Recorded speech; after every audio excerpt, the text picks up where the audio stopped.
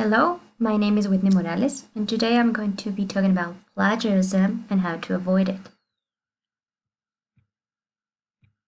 Let's define what is plagiarism. Plagiarism is an unacceptable practice in all academic fields, according to the University of Oxford. So, plagiarism happens when you copy, use, or paraphrase somebody else's works, words, documents, and even ideas that were published without the authorization or acknowledgement of the author, and you use this as your own. Now, what are the consequences or effects of plagiarism? So, different effects may resurface because of plagiarism. For academic purposes, perhaps might be that you fail the course, or even worse, you get expelled from the university because you got caught doing it like once, you get warned and you do it twice, but not just for academic purposes. In real life, professionally, and what you do, and maybe you do it unintentionally, but because when you do this, it is considered an unethical and immoral act, and sometimes can even be a crime. So the consequences can be jail. So it's good to think about this. Now, there are types of plagiarism. Plagiarism can only be known as just the copy paste thing. Copying, pasting a document, a paper from the internet, but there exist some other types that we don't know that we are or we have committed. So let's find out what are those. The first one is the copy paste. This may be the most common type of plagiarism that consists not only of copying and pasting information from the internet, like a website or Wikipedia, but maybe you can do it like from an assignment published by some partner or scholar years ago.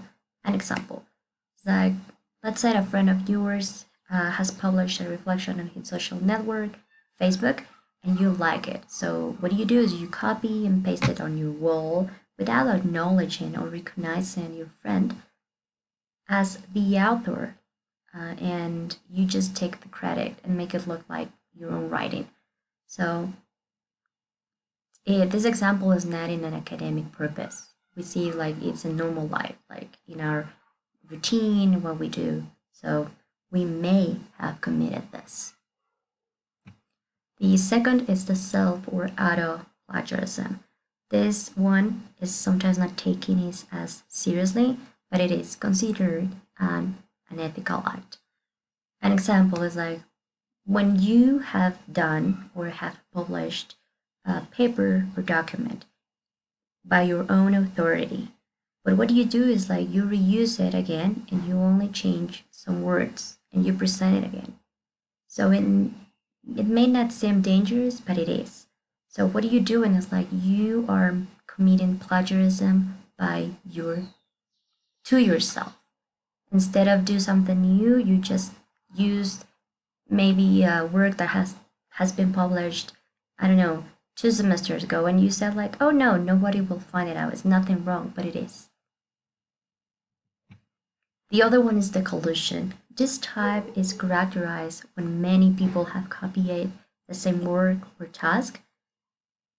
For instance, a class of art history and is required to present a bibliography of Michelangelo, and this must be done individually. But most of the students present the same task that was done by one of their students, and they present it as theirs. So when grading, teacher is going to see like, okay, this one is the same and the same and the same. So this is the collusion plagiarism. The individually, this type is characterized when it's required to present an essay individually, but when checking the result, other essays have some of the same ideas, so it looks like one of them has made plagiarism. An example is like a teacher from English and literature asks students to write an essay about English language history.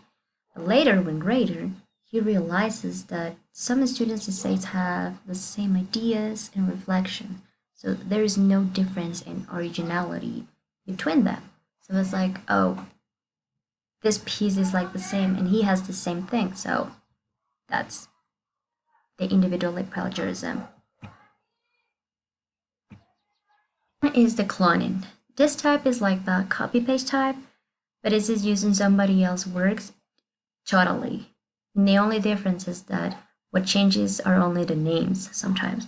So, for instance, an example is Jill is attending law school, which she must write a literature review about the Roe versus Wade case. So instead of doing it, she decided to use her sister's work, which she has done years ago, about the same topic. And she only changes the name and presents it as herself. So she is using her sister's work without acknowledging her and using it as her own. This one is the mosaic. The mosaic consists of taking different pieces of information from different sources like phrases or even long text and perfectly place them like without citing the author's work. Like you make them fit to have coherence. So, an example, you must present an investigation research about technology. And you research on the internet for different sources and information. And then you pick the suitable words or phrases that are related to your investigation work. So you copy paste them, you place them, you make them fit like in order that to have coherence about what you are going to or what do you want to explain, but you are not quoting or citing the author from each one of your sources. This one is the remix.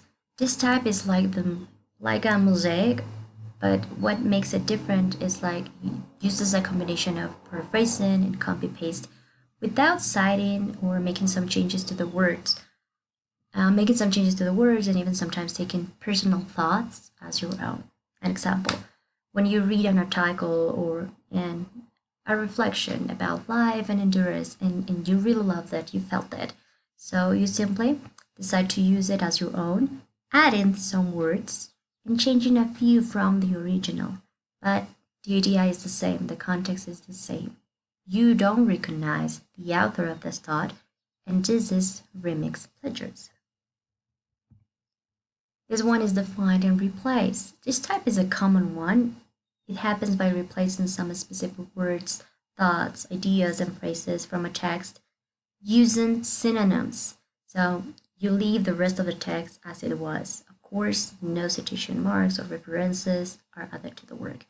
An example, using a quote from Pride and Prejudice that says, "Nothing is more deceitful than the appearance of humility. It is often only carelessness of opinion and sometimes an injured boast." So this is one that has been replaced. "Nothing is more deceiving than the appearance of humbleness. It is often only negligence of opinion and sometimes an indirect self-praise." So this is the find and replace plagiarism. The verbatim. The last one is about transcribe somebody else's words exactly word for word from an audio, a poem, a song, and a podcast, etc. So an example, let's say, Jason wants to impress her fiancée Nellie with a nice poem, but for him it's hard to do it. For him it's hard to get inspired. So he decides to use the exact words from a poem by Angela Morgan and make her believe that he wrote it for her. So it says the following: "I'd rather have the thought of you to hold against my heart, my spirit to be taught of you with west winds blowing." So verbatim is a word for word copy of someone else's writing. If not cited, this is called plagiarism. So in conclusion, we can say that plagiarism is not just an unethical act, but also professionally immoral. Plagiarism only causes laziness, lack of effort, and not being accountable for academic performance and in real life too. It can be dangerous and with hard consequences in real life. So the next time you want to do it, think about it. So how to avoid committing plagiarism? Trust in what you know. Trust in what you are learning in your knowledge, and do it. If you have to write, do it no matter. Use your own words. Read and think. Reading is a good habit to get expand our imagination so that we're going to be able to write more and more. The more you read, the more knowledge you get. Do not let laziness or complacency hold on you. This is something that for universities, students is really hard. Laziness can be really easy to lead us and we can commit plagiarism. So the next time, think about that you can do better, that you can do best. Give your best, the 100%, even though it's hard, but do it.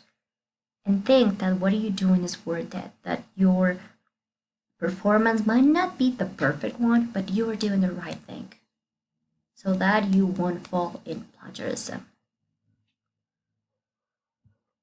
Thank you for watching. This is an explanation about plagiarism. Hope you like it and see you the next time.